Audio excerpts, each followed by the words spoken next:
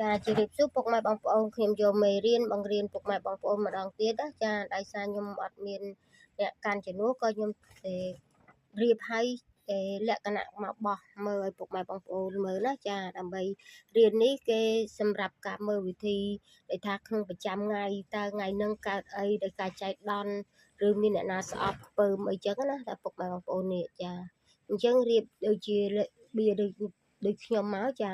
អញ្ចឹងពុកម៉ែបងប្អូនលឹកទី1តំណាងឲ្យខ្លួនចិត្តយើងនេះទី1ពុកម៉ែបងប្អូនចាទី1បន្ទាប់មកយើងបោះមកខាងឆ្វេងដែលខាងឆ្វេងដៃគឺទី2បន្ទាប់មកយើងយកនេះលេខទី3បន្ទាប់មកទី4ចានេះទី4បន្ទាប់មកទី5ខាងនេះចារៀបដូចខ្ញុំណាពុកម៉ែបងប្អូនចាទី6ចាទី6បន្ទាប់មកខាងនេះទៀតទី7ចារៀងបានប៉ុណ្ណឹងមកចាអញ្ចឹងត្រឹមពីលេខ1មកដល់នេះគឺ7សន្លឹកពុកម៉ែបងប្អូនចា7សន្លឹកបន្ទាប់មកទី7ចាទី7ពុកម៉ែបងប្អូនដាក់ទៅលើមួយទៀតទី8ចាទី8បន្ទាប់មកពុកម៉ែបងប្អូនលើកទៅខាងឆ្វេងដៃ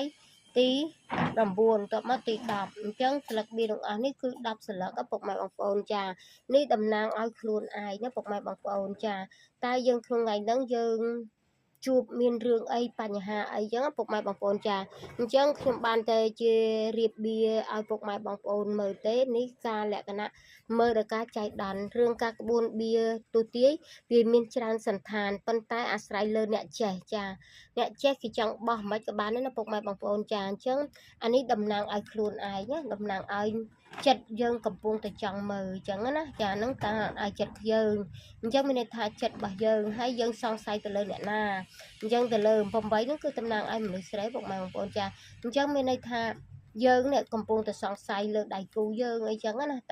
តែជួបមនុស្សហ្នឹងអាក្រក់ក៏ល្អអញ្ចឹងអាស្រ័យលើតាមស្លឹកបៀអញ្ចឹងណាចាអញ្ចឹងអាចយើងជួបជាមនុស្សមិនសូវពិតប្រាកដនិយាយប្រភ្លេចប្រប្រួយមិនសូវជាជឿជាក់អញ្ចឹងមានន័យថាយើងជួបមនុស្សមិនសូវជាល្អទេអញ្ចឹងពុកម៉ែបងប្អូនចាអញ្ចឹង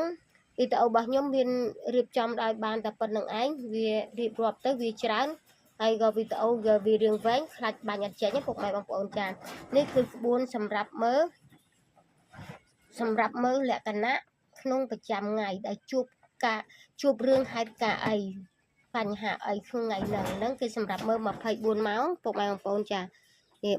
24ម៉ោងចាអរគុណចាកុំភ្លេចពុកម៉ែបងប្អូនជួយចុចshare ឬក៏ឲ្យ like ឲ្យ comment ឬក៏ជួយឲ្យនេះផងដែលរកពេលដែលខ្ញុំមានការទំនេរក៏ខ្ញុំចា